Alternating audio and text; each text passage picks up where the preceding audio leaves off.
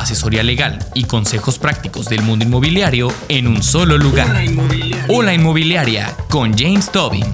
Comenzamos. El siguiente programa es patrocinado por Bresa Towers. Los sueños se cumplen en Bresa Towers. ¿Qué tal, amigos? Muy buenos días. Aquí estamos ya arrancando este domingo sabroso y hoy vamos a tener 4 entrevistas importantes. La primera de ellas respecto de movilidad, que ya tuvimos la semana pasada una con Vivian Castillo.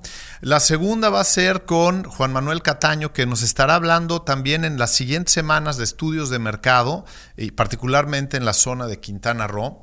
También estará con nosotros las asociaciones, la Asociación de Vecinos o el Comité Vecinal de la Supermanzana 15 con Anaí del Valle y Carmen Báez. Muy importante esta convivencia, hay que estar presentes en los comités. Y finalmente cerraremos con Huertos Orgánicos, nuevamente con Josuni Mencarini. Así que, amigos, arrancamos. Hola Inmobiliaria.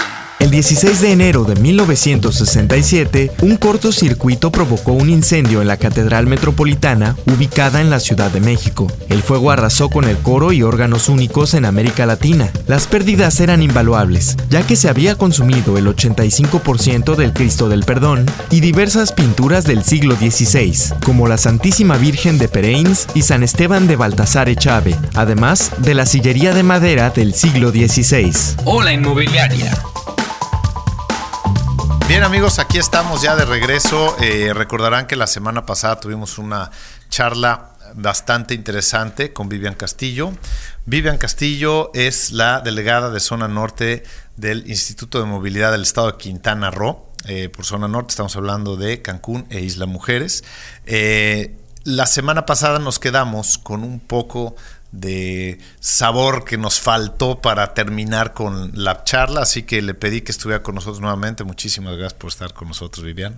Muchísimas gracias de nuevo por la invitación, encantada de regresar a platicarles más de movilidad. Pues recordarán que también terminamos la última vez, el programa anterior, con el tema de la seguridad dentro del transporte urbano, ¿no? Un tema que es muy importante, sobre todo para las mujeres.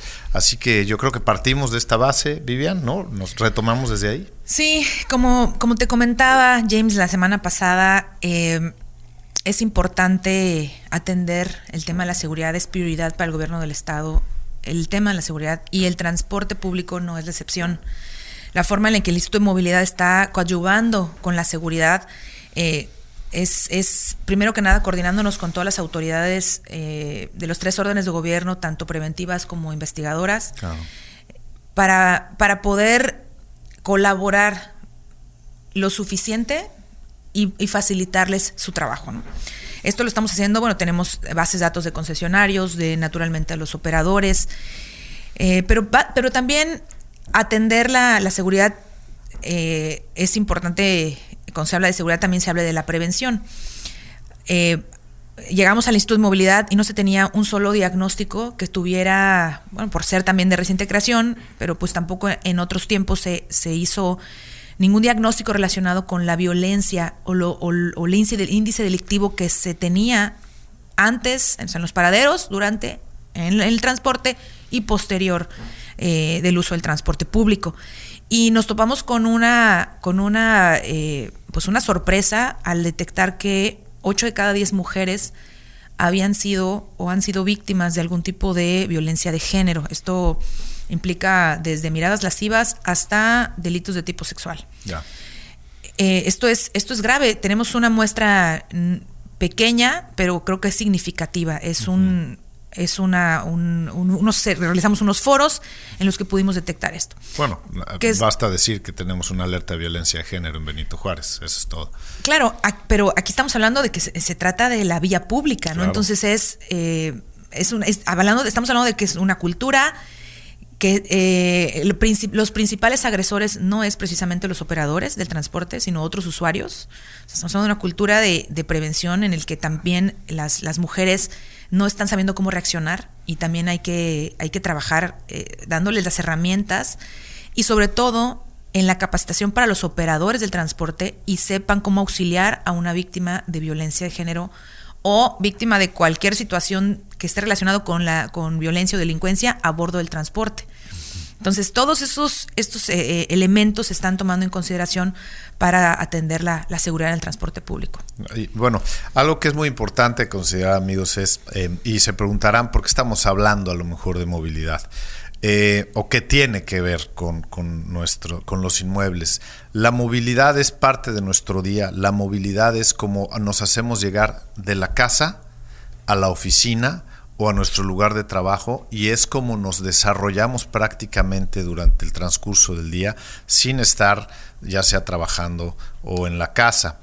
La movilidad también ha generado ciertas barreras hacia algunos fraccionamientos. Déjenme ponerle un ejemplo que estábamos platicando hace un rato, Vivian y su servidor.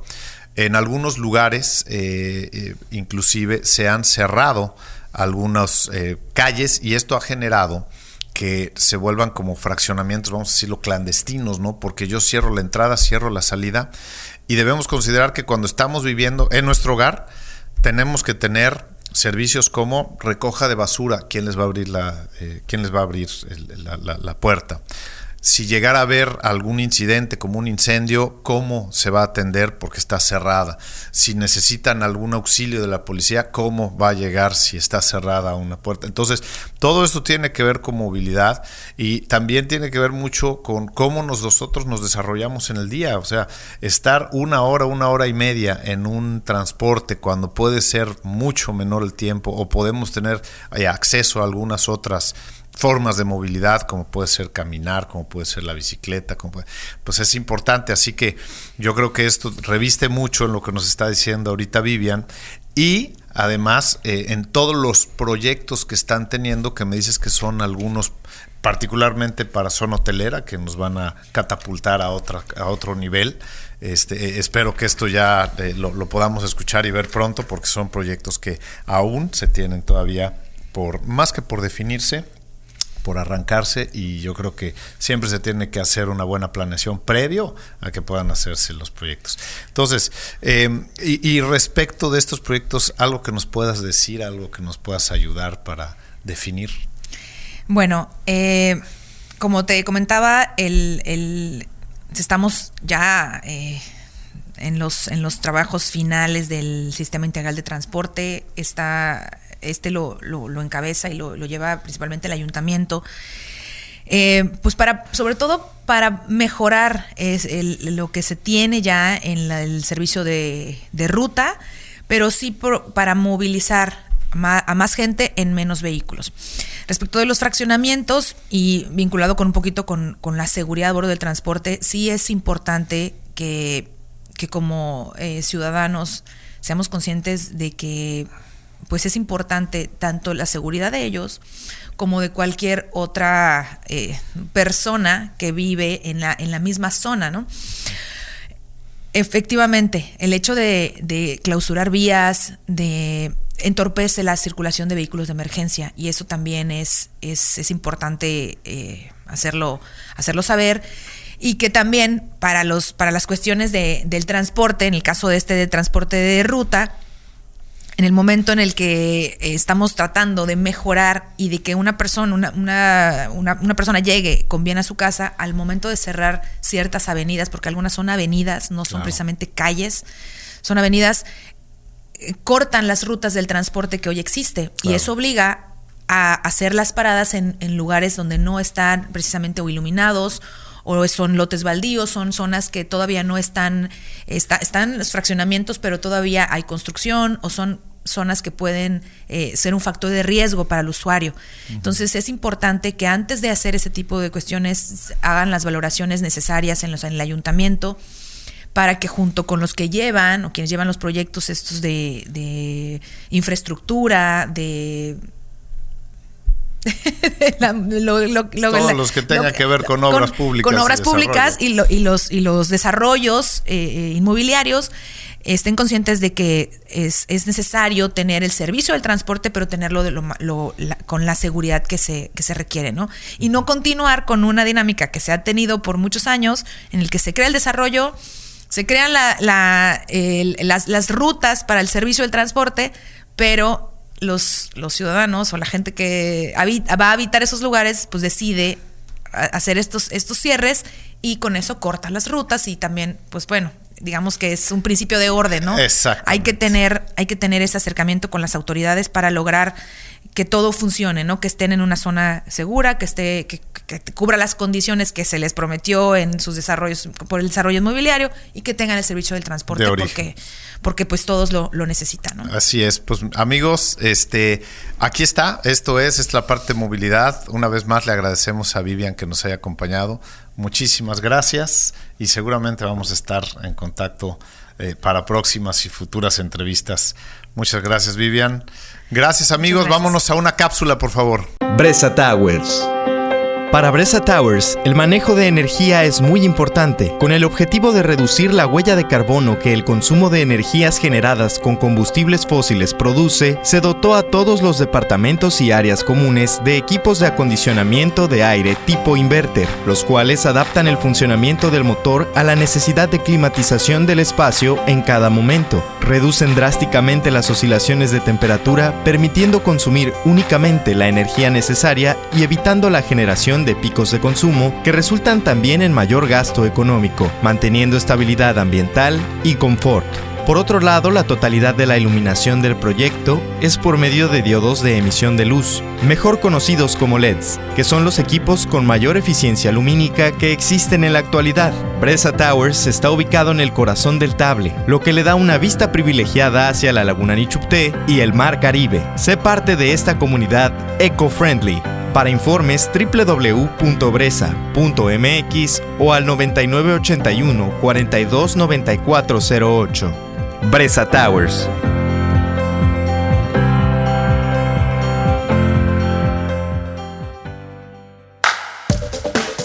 Ola Inmobiliaria. Amigos, estamos aquí de regreso en Radio Fórmula QR, 92.3 de FM, 740 de AM. No olviden que en el Twitter @RFQR siempre nos pueden mandar alguna pregunta y se les será contestada, o en nuestras redes sociales Radio Fórmula QR en Instagram, Facebook y YouTube. Y pues bueno, como se los prometí la semana pasada, aquí está de nuevo con nosotros Juan Manuel Cataño, que es un especialista, más de 25 años en el tema de estudios de mercado. Y la semana pasada nos estaba platicando un poco de cómo están conformados los estudios. ¿Por qué no retomamos un poquito el tema? Le damos un minutito y después nos puedes platicar algún ejemplo práctico de lo que ha sucedido en algún proyecto, no sé, de interés social, quizás. Por supuesto, claro que sí, James. Bueno, pues nuevamente muchísimas gracias por invitarme de vuelta. Yo encantado. Y pues bueno, sí, estábamos tocando este tema de la importancia que es hacer un estudio de mercado, porque a final de cuentas al sector inmobiliario le da certeza. Y no es lo mismo que hagas una inversión donde vas a hacer un edificio de 30 pisos, donde no sabes si va a jalar o no va a jalar, o si la configuración de tus departamentos es la adecuada o no, o si vas a hacer un desarrollo de interés social o dirigido a personas donde les vas a apoyar, este tipo de apoyos que hay ahora para la vivienda. Y dices, bueno, ¿qué tengo que hacer, no? Por norma, en el Infonavit me parece que son alrededor de son 45 metros cuadrados el tamaño mínimo que tienes que hacer de una vivienda. Uh-huh. Pero en 45 metros cuadrados, ¿cómo distribuyes las cosas para poder hacerle y entregarle a la familia que va a vivir ahí una mejor calidad de vida en esa vivienda o pie de casa? Llámese que tenga 1 o 2 habitaciones, etc. Claro. Y acá en la Riviera, en lo que es la península de Yucatán, tenemos una característica muy importante, que es el calorcito. Claro. ¿No? Y sabemos que es gente que a veces no tiene los recursos para meter un aire acondicionado o para meter un ventilador. Entonces, ¿qué es lo que se hace? Un caso práctico. Nosotros realizamos un estudio entendiendo un poco cómo serán las necesidades de la gente. Pero conocer las necesidades de la gente no nada más, oye, ¿qué te gusta y qué necesitas? Hicimos un acercamiento etnográfico donde nos fuimos a vivir con la gente. Okay. Para entender realmente cómo duermen, si duermen en hamaca, y no nada más es colgar la hamaca, porque es cómo la cuelgas en función de dónde vienen las corrientes de aire. Ya. Y en ese momento nos dimos cuenta que el flujo de aire que corre es un factor súper importante.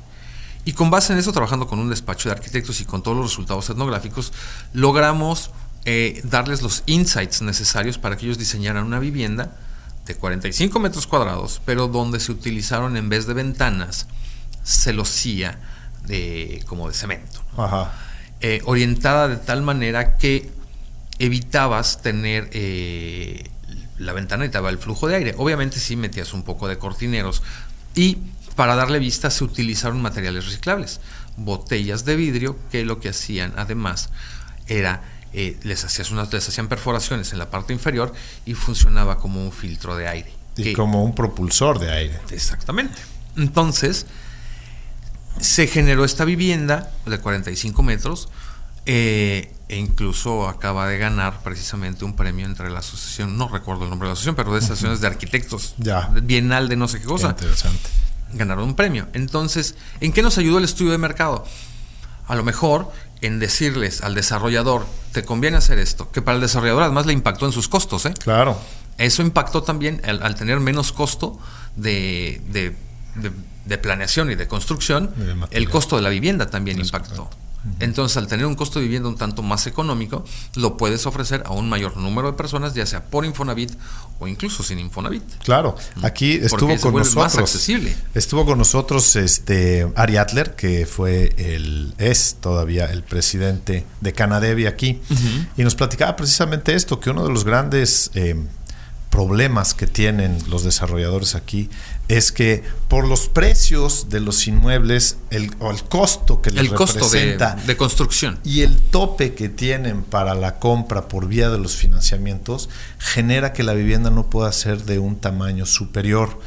Pero eso no le quita cosas como esta, que le pueden permitir que tenga abatimiento de costos, pero que sobre todo cumpla con la necesidad específica que está buscando el usuario final.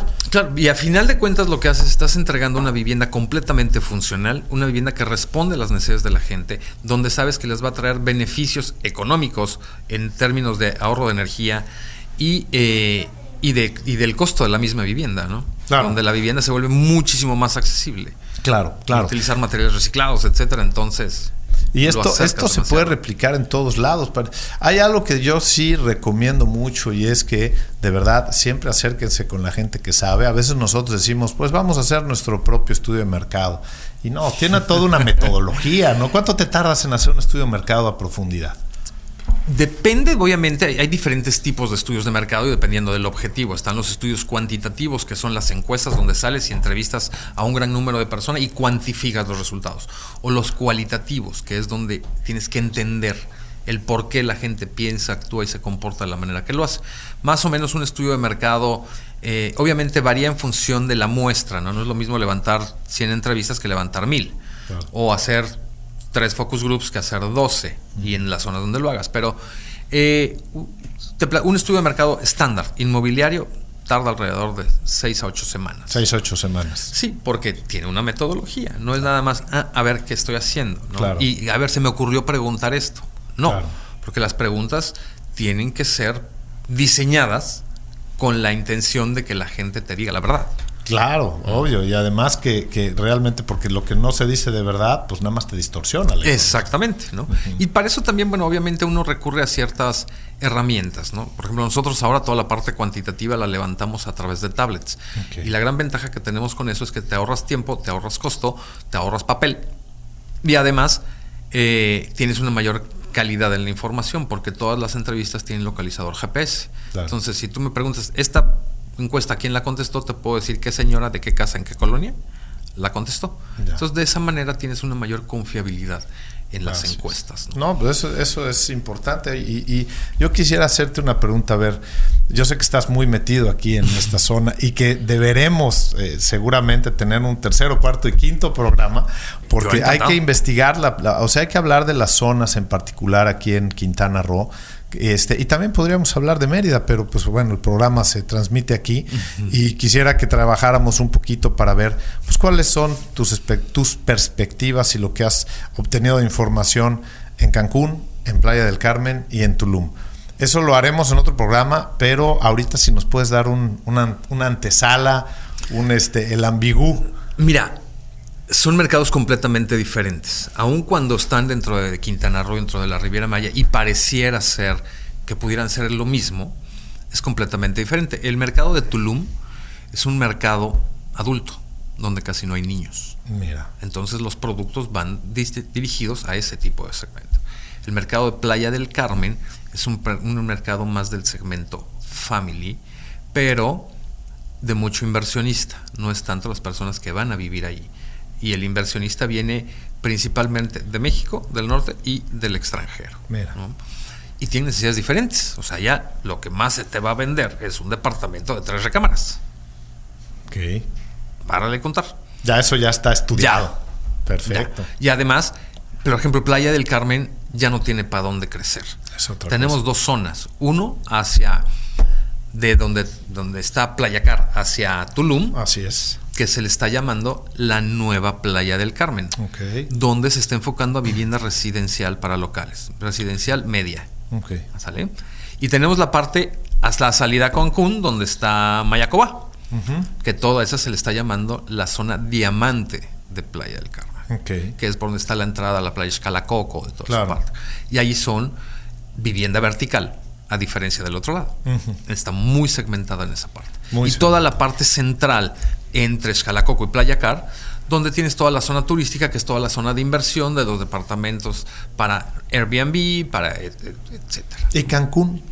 Cancún presenta un fenómeno bien interesante porque Cancún está creciendo. Cancún no está creciendo en vivienda residencial media ni media baja. Fíjate. Cancún está creciendo en vivienda vertical dirigida al segmento residencial plus y high-end. Y hay una fuerte, incluso ahora ya una fuerte tendencia a crecimiento de oficinas, de torres de oficinas. Wow, sí, te puedo decir que, viendo que hay de la Plaza de Toros hacia Isla Mujeres, ¿no? Hacia la parte continental. No, al revés, de la Plaza de Toros hacia, como si fuera hacia el aeropuerto. Ah, ok. Por sí. Plaza Las Américas, todo eso. Sí. El próximo año, al menos 3 desarrollos de edificios verticales de oficinas van a estar plastados ahí. Wow. Al menos 3. Y más todos los demás. Pero es que entonces entramos ahí a la parte de Puerto Cancún. Claro. Ahora sí, de toda la zona de Puerto Cancún hacia las mujeres, el crecimiento de vivienda vertical high-end me refiero a departamentos de más de 13 millones de pesos. Sí, que ya son departamentos de 500,000, 700,000 dólares para están tremendos. Y se están vendiendo. ¿Y quiénes los están comprando? La absorción del mercado está siendo muy razonable en eso. La absorción del mercado está siendo interesante, pero ¿quiénes lo están comprando? Esa es la parte más interesante más que la absorción. Porque ¿a quién le vas a comunicar? Entonces lo están comprando, obviamente, personas familiares, extranjeros, inversionistas que tienen poder adquisitivo. La absorción del mercado, fíjate que este es un tema bien. ¿Qué es la absorción? Es cuántas unidades se venden al mes de un producto, llámese casa, edificios, terrenos, lo que sea. Esa es la absorción. ¿Y cuánto se está vendiendo aproximadamente? Una buena absorción es una absorción así que tú digas maravillosa, son 5 departamentos mensuales de un desarrollo. Bueno, vamos a tener que hablar de esto. ¿Nos vas a acompañar otra vez más? Sí, por supuesto. Y vamos a hablar de uno por uno, Cancún, Playa del Carmen y Tulum. Muchísimas gracias, Juan Manuel. Una inmobiliaria. Amigos, ya estamos aquí de regreso en el 92.3 de FM, 740 de AM. Recuerden que siempre podemos entablar una conversación a través del Twitter @RFQR o bien a través de nuestras redes sociales en Radio Fórmula QR, Instagram, YouTube, Facebook. Y están ahora con nosotros Carmen Báez. Muchísimas gracias por estar este domingo con nosotros. Gracias por la invitación, James. Y Anaí del Valle, que también ellas son activas participantes de comités vecinales, específicamente del de la Supermanzana 15. Y yo las quise invitar a esta plática porque algo que creo que a veces no hemos tenido mucho conocimiento es de cómo funciona un comité vecinal, para qué sirve un comité vecinal, para qué nos sirve un comité vecinal también. Y pues esta plática creo que va a ser de mucha importancia y relevancia, sobre todo para que podamos aprender a convivir mejor dentro de nuestros entornos, llámese en un fraccionamiento o llámese en una supermanzana o región. Pues muchísimas gracias por acompañarnos a las dos. Vamos a, ¿por qué no se presentan y nos platican un poquito de cómo es el comité vecinal de la Supermanzana 15, que es uno de los más emblemáticos y más viejos, ¿no? Tiene 30 años de antigüedad este comité. Así es. Liderado por puras mujeres. Puras mujeres. Muy bien, pues adelante, por favor. Bueno, yo soy Carmen Báez, soy parte del comité de la Supermanzana 15 Anaí del Valle, soy secretaria del comité de la Supermanzana 15. Y bueno, pues tú platícales cómo funcionamos, Teresa. Bueno, tenemos un grupo bastante grande, James, de vecinos. Creo que somos casi como 500 vecinos, y los cuales formamos una red en un grupo que se llama el Gran Grupo de WhatsApp. Lo que ahorita estamos haciendo es seccionando los grupos por calles. ¿De qué manera esto nos sirve para cuidar el entorno, para avisarnos, por ejemplo, si hay gente extraña, si el camión de la basura no pasó, si el gas no pasó, cosas así, ¿no? Y esto nos da mucho gusto ver que los vecinos de esta manera nos estamos uniendo, porque no es simplemente para decir pasó o no pasó el camión. Oiga, vecino, ¿conoce algún, no sé, el chatarrero, ¿no? Plomero. Un plomero, un electricista, y entonces nos vamos pasando datos. Lejos de ser vecinos, creo que nos estamos convirtiendo en una familia, porque cuando han sucedido situaciones lamentables, pues al primero que le llamas es al vecino. Claro. Entonces ya nos conocemos.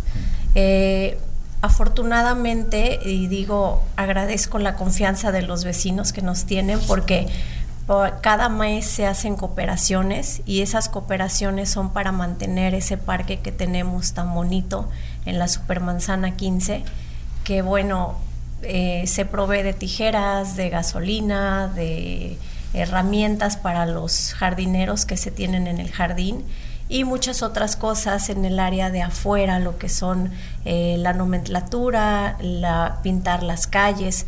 Esto no lo hacemos, aclaro, porque muchos piensan que el comité de vecinos hace eso por sí solo, ¿no?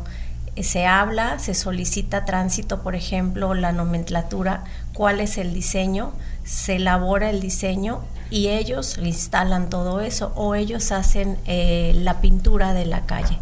Nunca, jamás nos vamos a saltar a la autoridad, somos los ojos de la autoridad, y bueno, pues eso es lo que hacemos. Y la voz de los vecinos ante la autoridad, ¿no? Así es, así es.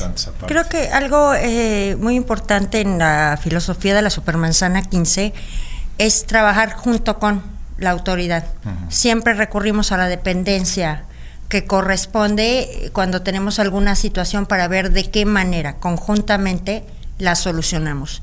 Creo que he oído un poco que a la 15 le da mucha prioridad y tal. No, bueno, no creo que se le dé que sea prioridad, es que es una supermanzana que trabaja junto con la autoridad para la solución de las situaciones. Y aparte, bueno, sí, hay veces que, o muy seguido, que no hay recursos en el ayuntamiento, y bueno, para eso está un fondo que se usa para cubrir esas necesidades que llega a tener nuestra supermanzana.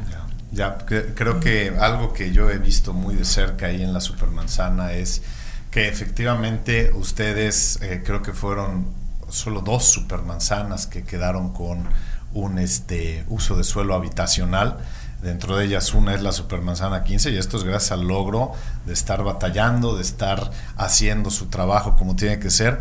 Pero también es importante tener consideración de que si no hay unión entre los vecinos, pues esto no funciona, y para tener unión se requiere de muchísimo trabajo. Yo he visto cómo ustedes están trabajando, las veo cada vez que hay algún evento, ustedes están ahí, cada vez que hay algo que hacer, ustedes están ahí, y además son proactivas en trabajar con los vecinos, haciendo que ellos también colaboren. ¿Qué es la parte más difícil de esto? A ver, díganme por dónde tendría que empezar alguien a hacer su comité vecinal y que funcione. Lo primero es, tienes que tener mucho amor al lugar a donde vives, uh-huh. Ir conociendo a los vecinos, irlos invitando, y yo creo que lo más importante en algo es que vean las cosas que se hacen. A mí me dicen la señora video, porque todo lo filmo, a todo le tomo foto, y siempre preguntamos: ¿qué creen de hacer esto? ¿Ustedes qué piensan? Por supuesto que hay situaciones en las que el comité tiene que tomar una decisión, pero ya basada a lo que nos estamos uniendo, ¿no? Por ejemplo, no hay fiestas en el parque. Oye, no hay fiestas en el parque, y alguien quiere y te pide un permiso para una fiesta, disculpe, no se puede. Y no es porque el comité lo decidió, sino porque es un grupo de vecinos que saben que así se trabaja. Desgraciadamente hay mucha gente, James, que no sabe, y lo voy a presumir, el parque es una unidad de manejo ambiental, y el que sea una unidad de manejo ambiental, a nosotros como comité nos obliga a ser más cuidadosos con ese parque. Claro. Porque, bueno, hay iguanas, están las palmeras de chit, toda la flora y fauna del parque, pues estamos dentro de todo con la obligación de mantenerla y cuidarla. Entonces, sí, efectivamente es que hay una fiesta y el cuidado del parque, ¿quién realmente va a ser responsable? Entonces, sí, tiene ciertas situaciones especiales el parque, que a la vez nosotros tratamos de cuidar y mantener para que siga siendo así. Entonces sí, esa parte es la parte bonita. Bueno, una de tantas partes bonitas, claro, de nuestra Supermanzana. Y bueno, sí, tiene razón Anaí, el amor que le tienes a tu zona, que la has visto crecer, desarrollarse. Creo que un comité que empieza no debe de esperar decir soy el comité y que tenga a todos los vecinos apoyando. Usualmente no funciona así, desafortunadamente. Entonces es a partir del trabajo que se empieza a hacer y que que ellos vayan viendo lo que la gente se va uniendo. Entonces yo, a un comité que empieza, le sugiero, inicia, trabaja y que vayan viendo tu trabajo para que la gente se vaya uniendo y se vaya uniendo a la causa de tu y colaborar también, ¿verdad? Exacto. Porque a veces pensamos que el comité es un vehículo de queja, y el comité es un vehículo, yo creo que más bien de sugerencia y colaboración con las autoridades. En muchos casos hemos visto, o al menos yo he visto, cómo cuando se trabaja de la mano con las autoridades, y se exige, no nada más se hace una sugerencia, sino que también se ve si se puede y se llegan a buenos resultados. Así es como he visto que lo han hecho ustedes. Pero al final también deben de tener algunos pequeños tropiezos o piedras en el camino. ¿Cuál sería un ejemplo de una piedra en el camino ahí? Oh, bueno, hay muchas. Hay muchas. Yo creo que habemos muchos ciudadanos en Cancún que creo que somos candil de la calle, oscuridad de nuestro hogar, porque solamente vemos, ya me cerraron la reja del parque. Oiga, no está cerrada la reja del parque, hay un horario, pero ¿por qué se hizo? ¿Sabes por qué se hizo? Porque hemos tenido asaltos, porque trataron de violar a una vecina, esas situaciones que en realidad no las vive más que vive en esa zona, y nos obligan a hacer algo así y no tomamos la decisión. Siempre se pregunta, ¿se puede hacer? Sí se puede hacer. Ok, ¿nos apoyan económicamente? No se puede. Ok, no pasa nada. Lo solucionamos, económicamente lo solucionamos con las cooperaciones, ponen la mano de obra, adelante. Pero no se puede impedir el acceso al ciudadano a un parque, en eso estamos totalmente de acuerdo, pero hay un horario. Entonces, esas son las piedritas en el camino, o gente que quiere hacer cosas que no están bajo la ley. Ese es otro problema. Muy bien, vamos a, desgraciadamente en este día se nos acabó el tiempo. Vamos a invitarles otra vez. Van a tener que estar aquí con nosotros la próxima semana, no hay opción. Así que, amigos, primero les quiero agradecer que nos hayan acompañado el día de hoy. Y vamos a corte, por favor. Una inmobiliaria. La cal es un óxido de calcio que se obtiene por medio de la calcinación de las piedras calcáreas, llamadas también calizas. Es una sustancia de color blanco que posee poco peso. Para los antiguos mayas, tan significaba cal. Ellos le dieron una intensa utilización a este importante producto mineral, especialmente en la construcción de sus edificios. Hola Inmobiliaria. Amigos, ya estamos aquí de regreso en el 92.3 de FM, 740 de AM. Recuerden que entablar un diálogo es muy sencillo a través del Twitter @RFQR, o bien nos pueden ver en nuestras redes sociales, Radio Fórmula QR, en Twitter, Instagram y Facebook.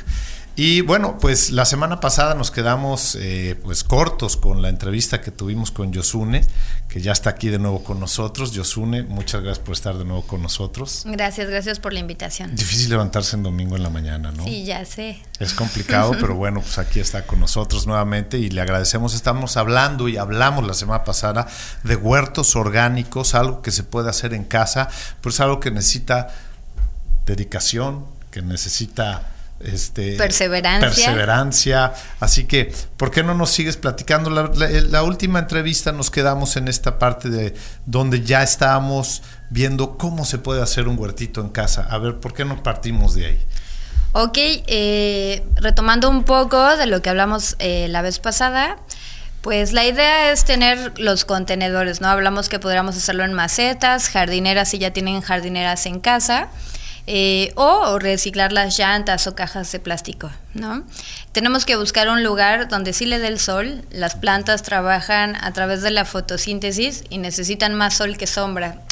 Nosotros pensamos que como no aguantamos mucho el sol nosotros, pues las plantas tampoco no lo van a aguantar, pero las plantas se alimentan a través de la fotosíntesis. Entonces es básico buscar el lugar más soleado. Y para minimizar el impacto del sol se utiliza el mulch. Cuando nosotros vamos a un bosque o a una selva, siempre hay hojitas secas, ¿no? E incluso vamos caminando y pasamos arriba de ellas. Esa es la cobertura de la tierra, la cobija de la tierra, lo que va a ayudar a que los minerales y las vitaminas que hay dentro de la tierra no se evaporen con el calor del sol. Otro, el agua. El agua también va a ser un factor que se va a conservar mucho mejor con el mulch. Además, que también nos va a ayudar a que no crezcan plantas que no queremos, porque las semillas para germinar necesitan la luz del sol. Entonces, al estar cubierto con esas hojitas, pues tenemos un ahorro en agua, ¿no? En nutrientes, los nutrientes que le pongamos no se van a evaporar y además pues vamos a tener una planta feliz, libre de estrés. Obvio, las plantas con este calor se estresan. Entonces, dependiendo la cantidad de sol, pues nosotros podemos ir agregándole más mulch, que puede ser de 5 o de 10 centímetros. Y con eso, pues ya podemos minimizar el impacto del calor. Otro es un riego todos los días, ¿no? Tenemos la costumbre de regar una vez a la semana o a ver cuándo nos acordamos. Las plantas que no son regadas todos los días con el calor de aquí, pues se estresan y se debilitan. Y es ahí cuando pueden llegar las plagas. Entonces tenemos que considerar que tengan luz solar, que tengan riego, que tengan ese acolchado, ¿no? Y que una vez al mes tenemos que fertilizar, ya sea con un abono líquido, que podría ser un té de composta, un té de estiércol de borrego, de caballo, así como nos hacemos nosotros nuestros tés de verduras o de pescado o de pollo cuando estamos enfermos, las plantas también necesitan comer tés. Puede ser un té o un caldo, les llamamos caldos minerales, pueden ser de ceniza, ¿no? Un caldo mineral de ceniza con composta. ¿Y cómo lo haces? ¿Lo pones a hervir? Lo pones a hervir, para 20 litros puedes poner a hervir unos 2 o 3 kilos de ceniza. Y entonces por media hora hasta que sube la temperatura, con este calor lo que vamos a lograr es que todos los minerales queden bien disueltos en el té y es la manera en la que la planta lo puede absorber. Entonces también la composta es básica. La composta es algo que tenemos que hacer en casa. Número 1, además de que reduce nuestra basura, ¿no? Se considera basura cuando todos los ingredientes están juntos. Para el momento de ir reciclando y ya no tener los desechos orgánicos dentro del bote de la basura de la casa, ya ni te tienes que preocupar porque no huele feo, porque no van a llegar los animales a comérselo, no se te va a echar a perder y además estás produciendo tierra. Entonces la composta también es súper importante. Entonces si consideramos un lugar con sol, consideramos un riego diario, tener unos contenedores, empezar con 10 macetas bonitas, ¿no? O unas 5 llantas con una altura de unos 20-25 centímetros. El ideal son 40 centímetros para la producción de hortalizas. Por unos 25 centímetros nos va a dar la oportunidad de tener lechugas, de tener las plantas aromáticas como lavanda, romero, tomillo, albahaca, ¿no? Además, si consideramos energéticamente las plantas también tienen un power, ¿no? Tienen un poder. Hay plantas adaptogénicas que te ayudan a adaptarte para cualquier situación, como por ejemplo la albahaca. La albahaca te ayuda si te mudaste de casa y estás todo desbalanceado, si terminaste alguna relación y estás pues un poco apachurrado. Esas plantas son adaptogénicas. Entonces también el huerto, además de nutrir, ¿no?, el estómago, digámoslo de una manera así, también nutre a nivel espiritual. Ya. Entonces tener un huerto es un campo magnético. Y estos huertos los puedes hacer desde macetas, puedes hacer paredes verticales, claro, para cuando tienen poco espacio, no hay pretexto, podrás hacer huertos verticales o los famosos techos verdes. Platícanos de eso, ¿no?, de los techos verdes. Y la intención siempre es generar un buen sustrato. Por eso les digo, una combinación de tierra, hojas, composta y un poco de minerales, ¿no?, que pueden ser las cenizas. Entonces hacer una buena mezcla y eso ponerlo, siempre considerando que debe de ir cubierto. En dado caso que vayamos a hacer siembra directa, pues no puede ir cubierto, porque si le pusiéramos nuestro mulch, pues no va a crecer nada. ¿Se acuerdan del mulch? Claro. Esta cobertura, ¿no?, el acolchado. Podemos hacer el uso de los semilleros. Entonces, pues, los famosos invernaderos para crear las semillitas se hacen en casa también, para poder de ahí ya ir a trasplantar y que siempre nuestras camitas de cultivo estén cubiertas para que el sol no se lleve, pues, los nutrientes, ¿no? Porque ¿qué pasaría? Empiezo a construir mi huerto, le pongo composta, no está cubierto con ese acolchado, el sol en 3-4 días se lleva todos los nutrientes, siembro mis semillitas y pues no me dan fruto. ¿Por qué no me dan fruto? Pues porque no tiene que comer, ¿no? Entonces sí son puntos muy estratégicos que hay que cuidar para que podamos tener rendimientos, ¿no? Y un rendimiento normal que tú podrías decir, pues ¿qué es lo que yo podría tener si tengo 3 llantitas ahí, como dices, de unos 40 centímetros? ¿Cuántas lechuguitas podría sacar? Por cada llantita puedes sembrar hasta 5 o 6 lechugas, okay, ¿no? Entonces en 3 llantas tendrías 24 lechugas. ¿Y cada cuánto se dan estas? Las lechugas las puedes empezar a cosechar desde que son bebés, ¿no? Si tienes unas 6 lechugas y agarras 5 o 6 hojitas de cada lechuga, pues ya tienes para una buena ensalada, ¿no? Ya, claro. Entonces, uno de los básicos con los que podemos iniciar desde casa es, número 1, nuestras plantas aromáticas, número 2, nuestras ensaladas, ¿no?, que es como lo más sencillo, y nuestras aguas frescas. Entonces ya tener pepino, melón, sandía, pero para este tipo de plantas se conocen como curcubitáceas. Esas ocupan mucho más espacio, son rastreras y pueden invadir tu huerto. Así que lo primero que les recomiendo es empezar con las aromáticas y de ahí brincar a un chilito, ¿no? El tomate, ¿no? El mejor tomate que se da aquí, sin tanto rollo, son los cherries, okay, los tomates cherries. Y bueno, las hierbas aromáticas. Pues aquí tenemos todo lo que quiere usted saber y nunca se ha atrevido a preguntar sobre huertos orgánicos con Yosune. A ti te encontramos en Puerto Morelos, ¿verdad? Yo voy a ir a tomar el curso. ¿Cuándo es? ¿El 25? El 25 de agosto. El 25 de agosto yo voy a estar por allá. Y seguramente vendré de nueva cuenta con ella para que nos platique y yo darles mi experiencia.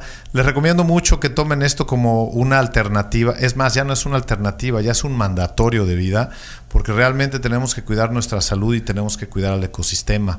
Y esto se puede hacer desde casa. Así que, amigos, muchísimas gracias, Yosune, por haber estado con nosotros otra vez. Una inmobiliaria. Así llegamos al final del programa, en donde platicamos huertos orgánicos, que para mí es un tema que me apasiona mucho, movilidad, que también es un tema que vamos a ver en el futuro, de mucho trabajo en el ayuntamiento y sobre todo en las ciudades grandes, los estudios de mercado, que también nos van a dar una razón de en dónde invertir, y finalmente la convivencia a través de comités vecinales. Amigos, es muy importante que todos participemos en estos comités. Los invito y pues también los invito a ir por sus carnitas. Muchísimas gracias. Esto es Hola Inmobiliaria. Yo soy James Tobin. Nos vemos el próximo domingo. Este programa fue patrocinado por Bresa Towers. Los sueños se cumplen en Bresa Towers. Hola Inmobiliaria.